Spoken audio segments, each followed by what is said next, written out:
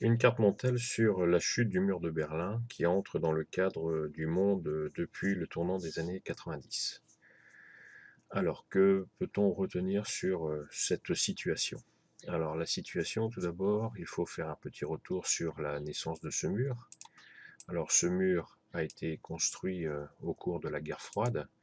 Alors, il faut rappeler que c'est une opposition entre l'URSS et les États-Unis. Cette naissance a lieu en août 1961.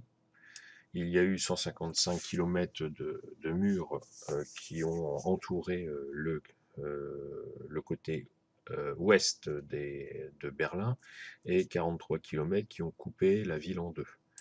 Cette ville qui a été donc coupée en deux, d'un côté vous avez le quartier Est, hein, où vous retrouvez en fait la RDA et le monde communiste, et ensuite le quartier Ouest, qui est occupé par les Alliés, c'est-à-dire la France, les États-Unis, l'Angleterre, c'est-à-dire le monde occidental. Alors, après ce petit rappel sur la construction du mur, la chute par elle-même. Alors cette chute a lieu le 9 novembre 1989. En novembre 89, alors que se passe-t-il? En fait, les autorités de la RDA autorisent les voyages privés, c'est-à-dire un passage vers l'ouest. Alors pourquoi subitement autorise-t-il les gens à passer le mur? Ben, tout simplement parce qu'ils se rendent compte qu'il y a une fuite de population et que cette population en fait utilise la Tchécoslovaquie qui a ouvert ses frontières. Donc eux aussi vont ouvrir en fait les frontières. Quelle est la conséquence immédiate de cette ouverture? C'est une ruée de population, et cette population en fait va passer d'est en ouest et d'ouest en est. Hein. C'est vrai, véritablement un moment de liberté, de retour à la liberté, et c'est donc le début de la destruction de ce mur. Et ce mur va être détruit sur 2 ans de temps. Quelles sont les conséquences rapides de cette chute du mur de Berlin?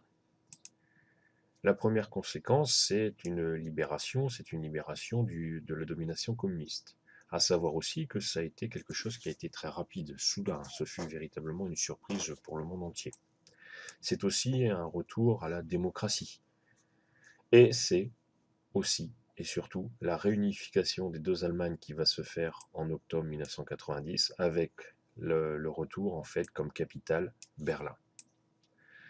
Alors pourquoi la chute du mur de Berlin est-elle très importante au XXe siècle? Donc c'est un grand événement, et c'est surtout que l'URSS ne bouge pas. C'est dû à la politique de Gorbatchev, hein, du retrait en fait du monde communiste. Hein. Il s'occupe beaucoup moins de ce qui se passe dans son bloc de l'Est. Et c'est aussi une marque quoi de la fin du socialisme-léninisme. C'est une recomposition totale de l'Europe, et c'est aussi un début d'un monde qui va être beaucoup plus complexe. Voilà ce qu'il faut retenir d'essentiel pour la chute du mur de Berlin.